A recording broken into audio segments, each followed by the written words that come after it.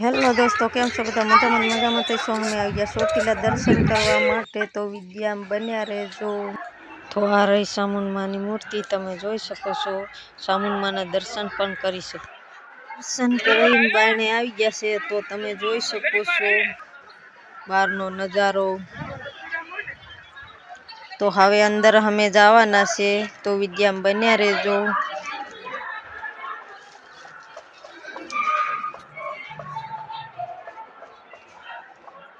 તો દોસ્તો અમે અંદર પહોંચી ગયા છે, નીચેની સાઈડ ભોંયરા.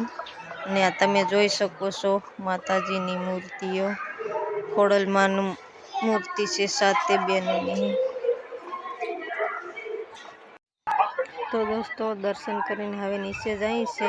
અને અમારો બ્લોગ કેવો લાગ્યો કોમેન્ટ જરૂર કરજો, અને લાઈક સબસ્ક્રાઈબ કરવાનું ભૂલતા નહીં. ફાઇનલી દોસ્તો અમે નીચે આવી ગયા છે. તો દોસ્તો આ બ્લોગને અહીં સુધી જ રાખ્યું.